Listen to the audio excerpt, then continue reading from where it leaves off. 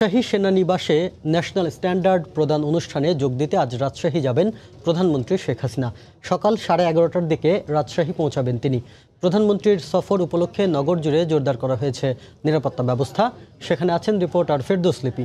বিস্তারিত জানতে আমরা সরাসরি চলে যাচ্ছি তার কাছে। লিপি।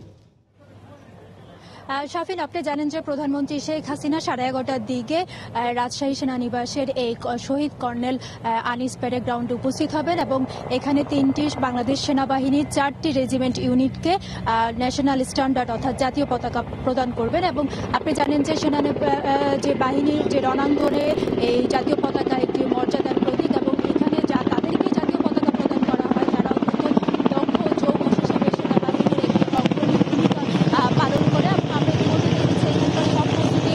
সম্পন্ন হয়েছে। আর অনুষ্ঠান সূচি সম্পর্কে যদি বলি, 11:30টায় প্রধানমন্ত্রী এখানে উপস্থিত হবেন এবং সেখানে সেনা প্রধান জেনারেল আজিজ আহমেদ সহ সেনাদের যে ঊর্ধ্বতন কর্মকর্তারা আছেন তাকে স্বাগত জানাবেন এবং তারপরে যে সেনাবাহিনীর সুসজ্জিত যে রেজিমেন্ট ইউনিটগুলো আছে তারা কুচকাওয়াজ প্রদর্শন করবেন এবং তারপর প্রধানমন্ত্রী শেখ হাসিনা একটি দিক নির্দেশনামূলক বক্তব্য রাখবেন এখানকার সেনা সদস্যদের উদ্দেশ্যে। এবং এরপরে আমরা শুনেছি যে কিছু অনানুষ্ঠানিক কিছু অনুষ্ঠান আছে। সেনাবাহিনীর যেসব সদস্যরা আছে তারা বিভিন্ন ধরনের কলা কৌশলগুলো দেখিয়ে প্রধানমন্ত্রীকে প্রদর্শন করবেন।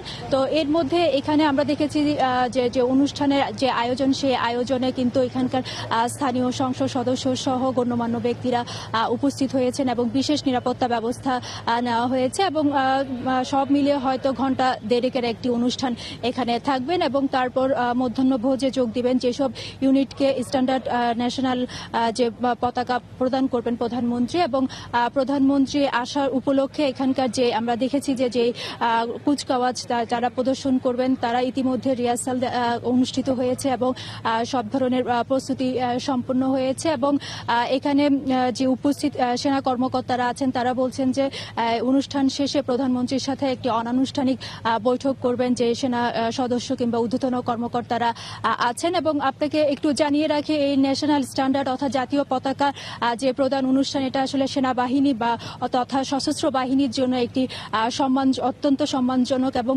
সেনাবাহিনীর মধ্যে যারা যে সেনা সদস্যরা অত্যন্ত দক্ষতা শুধুমাত্র যে মাঠে যে সেনাবাহিনীর চৌকস সেই সেনা সদস্যদের কিন্তু এই যে বিরল সম্মান সেটা দেওয়া হয়। এবং এই ক্ষেত্রে আমরা দেখেছি যে আজকে 7 থেকে 10 অর্থাৎ 4টি রেজিমেন্ট ইউনিটকে এই ন্যাশনাল স্ট্যান্ডার্ড প্রদান করা হবে এবং এই কারণে কিন্তু তারা যে ধরনের আয়োজন অর্থাৎ এই সম্মানসূচক যে স্বীকৃতি রাষ্ট্রের পক্ষ থেকে সেটার আয়োজন ইতিমধ্যে সম্পন্ন করেছে।